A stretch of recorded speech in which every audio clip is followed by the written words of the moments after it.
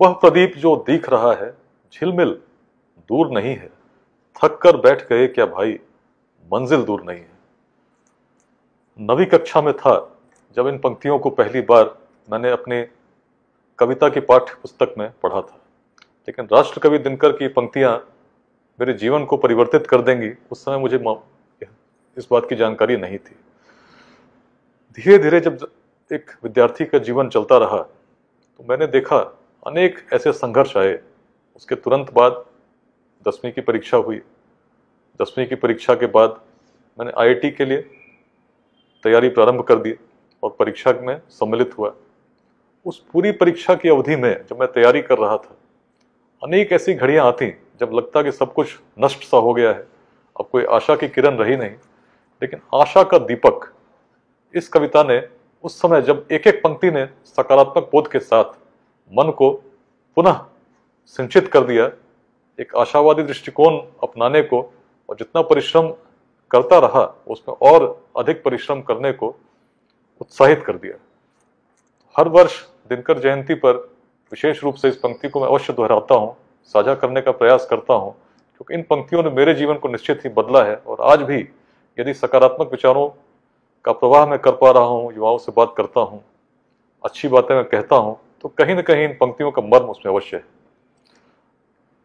मुझे याद है जब आईआईटी की परीक्षा में दे रहा था उस समय भी, और उसके बाद जब मैं आईआईटी पहुंच गया था और यूपीएससी की परीक्षा दे रहा था, तब भी इन पंक्तियों को मैंने स्वयं अपने हाथ से लिखा था और लिखकर अपनी दीवार पर मैंने चिपकाया था। ये चित्र आपको याद होगा, इसे पिछले वर्ष मैंने फेसबुक पर भी साझा किया था। उस कविता की एक एक पंक्ति ही कुछ ऐसी है। वह प्रदीप जो दीख रहा है झिलमिल दूर नहीं है, थक कर बैठ गए क्या भाई, मंजिल दूर नहीं है। चिंगारी बन गई लहू की बूंद गिरी जो पग से, चिंगारी बन गई लहू की बूंद। आप इमेजिन कर सकते हैं, सोच सकते हैं कि साधक उसकी जब वो चल रहा हो अपने लक्ष्य की ओर, तो एक एक बूंद जो उसकी गिरती है, चिंगारी बन गई लहू की बूंद गिरी जो पग से, चमक रहे पीछे मुड़ देखो चरण चिन्ह जगमग से। एक एक पंक्ति बड़ी प्रेरित करती थी। शुरू हुई आराध्य भूमि यह, शुरू हुई आराध्य भूमि यह, क्लांति नहीं रे राही, और नहीं तो पांव लगे हैं क्यों पड़ने डगमग से। जब सोचता उस समय, जब संघर्ष की घड़ी आती, तो सोचता कि मार्ग पर चल रहा हूं, मार्ग में बहुत सारे कंटक हैं, कंटकों से अपनी तरह से भेदते जा रहे हैं, आदमी चोटिल होता जा रहा है। लेकिन जब पीछे मुड़ के देखता हूं तो देखता हूं इतनी यात्रा तय हो चुकी है। और तब दिनकर की पंक्ति अगली है, बाकी होश तभी तक जब तक जलता तूर नहीं है, बाकी होश तभी तक जब तक जलता तूर नहीं है, थक कर बैठ गए क्या भाई, मंजिल दूर नहीं है।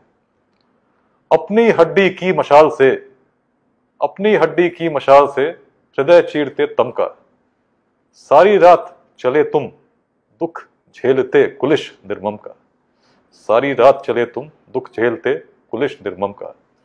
एक खेप है शेष, एक खेप है शेष, किसी विध पार इसे कर जाओ, बस एक खेप है शेष, किसी विध पार इसे कर जाओ, वह देखो उस पार चमकता है मंदिर प्रियतम का। इन पंक्तियों में इतनी ऊर्जा है, जो आप पूरी मेहनत करते हो आपको लगता है कि बिल्कुल टूट से जा रहे हो, उस समय कोई कहे कि बस एक खेप है शेष, किसी विध पार इसे कर जाओ, वह देखो उस पार चमकता है मंदिर प्रियतम का। और आकर इतने पास फिरे, आकर इतने पास फिरे, वह सच्चा शूर नहीं है, थक कर बैठ गए क्या भाई, मंजिल दूर नहीं है। एक एक पंक्ति उस घड़ी में जो आप संघर्ष कर रहे होते हो, किसी परीक्षा की तैयारी कर रहे होते हो, और जीवन अपने आप में एक परीक्षा है। कोई भी लक्ष्य आपने तय किया तो निश्चित मान लो, आप जब तय करते हो तो शुरू में बहुत उत्साहित आदमी रहता है, लेकिन जब उस मार्ग पर आप चलने लगते हो, जब कंटक आपके रास्ते में अवरोधक पैदा करते हैं, अनेक प्रकार के विघ्न आते हैं, मनुष्य टूटने सा लगता है। उस समय इस प्रकार की आशावादिता जब मन में आती है, तो जो परिश्रम आप कर चुके व्यर्थ ना हो, उस पूरे संचार के साथ आपको पुनः सिंचित करती है और पुनः लक्ष्य की ओर अग्रसर करती है। अंतिम पंक्तियां जो वो भी अद्भुत है। दिशा दीप्त हो उठी, दिशा दीप्त हो उठी प्राप्त कर पुण्य प्रकाश तुम्हारा। लिखा जा चुका, जो आपने संघर्ष किया, लिखा जा चुका अनल अक्षरों में इतिहास तुम्हारा। जिस मिट्टी ने लहू पिया, लहू की बूंद की हम लोग बात कर रहे थे, जिस मिट्टी ने लहू पिया वह फूल खिलाएगी ही। जिस मिट्टी ने लहू पिया वह फूल खिलाएगी ही। अंबर पर बन घन छाएगा ही उच्छ्वास तुम्हारा। जिस मिट्टी ने लहू पिया वह फूल खिलाएगी ही। अंबर पर बन घन छाएगा ही उच्छ्वास तुम्हारा। और सबसे जो मेरी प्रिय पंक्तियां हैं, अंतिम पंक्तियां हैं, जिसने बहुत प्रेरित किया, जब लगता था बिल्कुल टूट सा गया हूं, तब ये पंक्ति याद आती है। और अधिक ले जांच, और अधिक ले जांच, देवता इतना क्रूर नहीं है। और अधिक ले जांच, देवता इतना क्रूर नहीं है। थक कर बैठ गए क्या भाई, मंजिल दूर नहीं है। तो कोई भी विद्यार्थी या जीवन का कोई भी पुरुषार्थी अपने मार्ग पर यदि कभी उसे लगे कि टूटने वाला है, तो दिनकर जी की इन पंक्तियों में इतनी ऊर्जा है जो उसे पुनः लक्ष्य की ओर अग्रसर कर देती हैं। इन पंक्तियों ने मेरे जीवन को तो निश्चित बदल डाला, और आज भी यदि किसी लक्ष्य के प्रति सोचता हूँ, मार्ग में विघ्न बाधाएं दिखती हैं, एक एक पंक्ति याद करता हूँ, पुनः उस ऊर्जा को अपने आप में समाहित कर लेता हूँ। तो दिनकर जी की एक एक पंक्ति इसी प्रकार की है। अनेक काव्य रचनाएं हैं। मेरा सौभाग्य है, मैं बीहट गांव का रहने वाला हूँ। बगल में ही सिमरिया गांव में राष्ट्र कवि हुए, और उनकी प्रेरणा उस पूरे क्षेत्र को आज भी गौरवान्वित कर रही है। अभी कुछ दिनों पहले मैं देख रहा था सोशल मीडिया पर, बहुत से लोग विश्वविद्यालय की मांग कर रहे हैं, दिनकर विश्वविद्यालय की बेगूसराय में। तो भाई, बेगूसराय तो ज्ञान की भूमि है, मैं तो उसे सदैव उस रूप में देखता रहा हूँ। विश्वविद्यालय निश्चित होना चाहिए, इसमें कहीं कोई संदेह नहीं है। तो विश्वविद्यालय की स्थापना हो, इससे बड़ा सौभाग्य क्या होगा। निश्चित ही बड़ी अच्छी बात है, और दिनकर जी के नाम पर यदि इस प्रकार के विश्वविद्यालय हो, लेकिन उससे अधिक मैं कहना ये चाहता हूँ कि विश्वविद्यालय बन सकते हैं, अनेकों बन सकते हैं, लेकिन जब तक जिस भाव को दिनकर ने देने का प्रयास किया, जिस भाव को भूमि समाहित किए हुए है, उसको आज की युवा पीढ़ी ग्रहण नहीं करती है, तो कितने भी विश्वविद्यालय बन जाएंगे, विद्यालय स्थापित हो जाएंगे, क्षेत्र का उत्कर्ष नहीं होगा। क्षेत्र का उत्कर्ष तभी होगा जब उन भावों को हम समाहित अपने अंदर करेंगे, उसके हिसाब से अपने जीवन में कर्तव्यों को करेंगे और योगदान देंगे। जहाँ तक मिथिला और अंग की बात आती है या मगध की बात आती है, किस क्षेत्र में आता है, इस पर भी मैंने देखा बहुत लोगों में संदेह हो रहा था। तो बहुत इसमें द्वंद्व कहीं है ही नहीं। इसमें यदि हम देखते हैं तो मिथिला को बहुत अच्छे तरीके से परिभाषित किया गया है पुराणों में, मिथिला महात्म्य में, मिथिला तत्व दर्शन में। और जब कवियों को भी देखेंगे तो चंदा झा जैसे महाकवियों ने भी बहुत स्पष्ट लिखा है, जिसके हिसाब से हिमालय के दक्षिण, गंगा के उत्तर, जिस क्षेत्र के पश्चिम में गंडकी हो और पूर्व में कौशिकी नदी हो, उसी क्षेत्र को मिथिला कहा गया। मिथिला तत्व दर्शन में या मिथिला महात्म्य में बेगूसराय के भी अनेक स्थलों का वर्णन किया गया है, चाहे जयमंगलागढ़ हो, चाहे सिमरिया हो। विद्यापति भी जब चले थे तो सिमरिया जाना चाहते थे, परंतु सिमरिया तक नहीं जा पाए, जिसके कारण आज दलसिंह सराय के समीप विद्यापति नगर स्थापित है। तो इसमें कहीं कोई संदेह नहीं रहा। जहाँ तक संदेह की बात इसलिए आती है क्योंकि आज बेगूसराय मुंगेर प्रमंडल का हिस्सा है। इसके पीछे भी एक इतिहास है। लगभग 1773 के रेगुलेटिंग एक्ट के बाद, उस समय के यदि आप पढ़ेंगे बुकानन को, तो भागलपुर जिले की स्थापना हुई थी। और भागलपुर का जब पूरा वर्णन हम पढ़ते हैं तो उसमें बेगूसराय उसका हिस्सा नहीं था। बेगूसराय उस समय तिरहुत सरकार का हिस्सा था। 1870 के आसपास जब मुंगेर की स्थापना हुई भागलपुर से अलग करके, उस समय तिरहुत के इस भाग को मुंगेर के साथ जोड़ा गया, और तब से लगभग बेगूसराय उस क्षेत्र का हिस्सा बना रहा। बीच में भी लेकिन कुछ समय ऐसा रहा जब दरभंगा प्रमंडल के साथ बेगूसराय जुड़ा हुआ था। तो खैर वो तो अलग बात हुई, वो मैंने इसलिए बताया क्योंकि द्वंद्व था। लेकिन जब उस पूरे क्षेत्र को मैं देखता हूँ तो मैं तो इस रूप में देखता हूँ कि मिथिला ज्ञान की भूमि रही है, और बेगूसराय उसका बहुत बड़ा जीवंत प्रतीक है, जिसमें सबसे जो हाल फिलहाल में राष्ट्रकवि दिनकर से हम प्रेरणा ग्रहण करते हैं। लेकिन एक बड़ा समृद्ध इतिहास रहा। बौद्धिक विरासत इतनी विस्तृत है जो प्राचीन काल से पूरे विश्व को प्रेरित करती रही है। मुझे स्मरण आता है करीब 3 वर्ष पहले 22 सितंबर 2017 को, उस समय मुंगेर में था, जब कार्यालय में काफ़ी व्यस्तता के बाद आवास पर उद्यान में बैठा था और दिनकर जी के बारे में सोच रहा था। तभी मन में कुछ पंक्तियां जागी जो मिथिला के संदर्भ में थी, उसके बौद्धिक विरासत के संदर्भ में थी। उनको आज मैं पुनः इस अवसर पर साझा करना चाहता हूँ। तो बात मैंने प्रारंभ की थी सरस्वती नदी के तट से, जिसमें हम वेदों का उद्गम स्थल मानते हैं। सभी जानते हैं प्राचीन काल में वेदों को ज्ञान का भंडार कहा गया, लेकिन वेदों में भी जो सर्वश्रेष्ठ माना गया, जो श्रेष्ठ था, वेदांत को माना गया। वेदांत की जब हम बात करते हैं तो वेदांत की भूमि तो यही रही है, बिहार रही है। बिहार में मिथिला का क्षेत्र रहा है।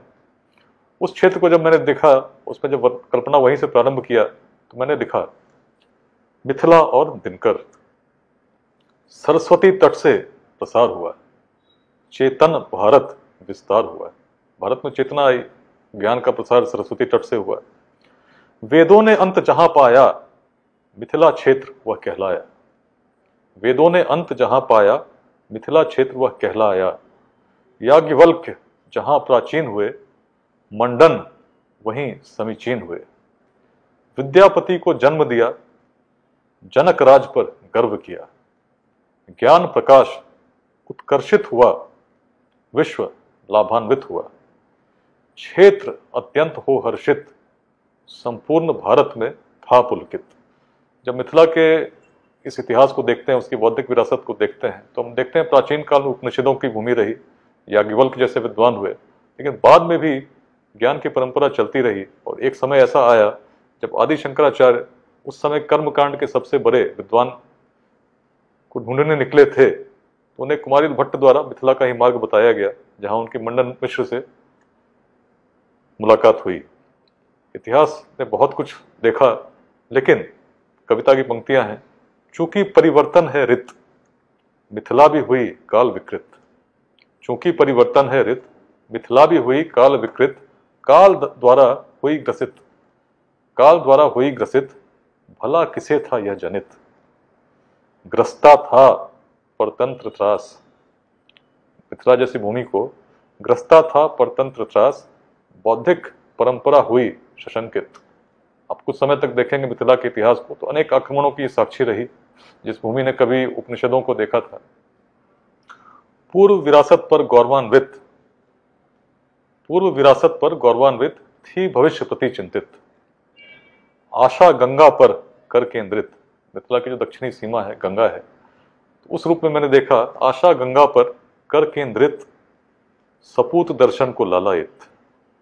बौद्धिक परंपरा को बढ़ाना था, बौद्धिक परंपरा को बढ़ाना था, पूर्वज ऋण चुकाना था। उस भूमि को जब मैं देखता तो मुझे लगता कि जिस क्षेत्र का इतना समृद्ध इतिहास रहा हो, बौद्धिक विरासत रही हो, जब उसने इस आक्रमणों को देखा होगा तो निश्चित ही अपने दक्षिण में गंगा तट को देखती होंगी और किसी ऐसे सपूत के जन्म की अभिलाषा करती होंगी जिससे जो विद्या का प्रवाह है सतत गतिमान रहे। तो मंदाकिनी तट पर उदय, दिनकर बना राष्ट्रीय हृदय। मंदाकिनी तट पर उदय, दिनकर बना राष्ट्रीय हृदय। राष्ट्र ने भी शीघ्र पहचाना, राष्ट्र ने भी शीघ्र पहचाना, राष्ट्र कवि नाम गया जाना। मिथिला हुई पुनः चेतन, भारत को अंतर प्राण मिला। मिथिला हुई पुनः चेतन, भारत को अंतर प्राण मिला।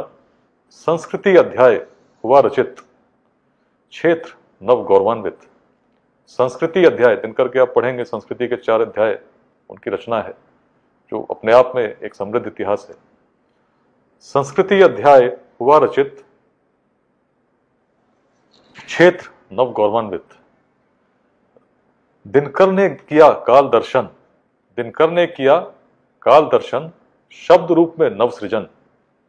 दिनकर ने किया काल दर्शन, शब्द रूप में नव सृजन।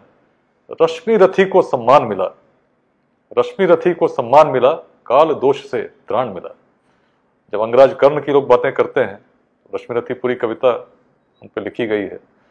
कर्ण को अनेक रूपों में लोग जानते थे, महाभारत में भी बहुत सारी चीजें पढ़ने को मिलती हैं, लेकिन रश्मि रथी ने एक अलग ही रूप में कर्ण को परिभाषित किया, जिसमें काल का जो दोष था, जिस प्रकार से हमेशा उन्होंने एक ऐसे ही वंचित के रूप में जीवन को व्यतीत किया, लेकिन आज उस इतिहास में जो कर्ण का नाम लेते हैं बड़े सम्मान के साथ लेते हैं, उसका बहुत बड़ा कारण रश्मि रथी है।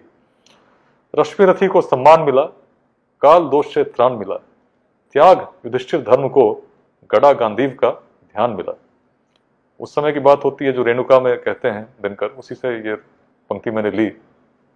रे रोक युधिष्ठिर को न यहाँ जाने दे उसको स्वर्ग धीर, पर फिरा हमें गांडीव गदा, जान लौटा दे अर्जुन भीमवीर। तो वही मैंने कहा, त्याग युधिष्ठिर धर्म को, गदा गांधीव का ध्यान मिला।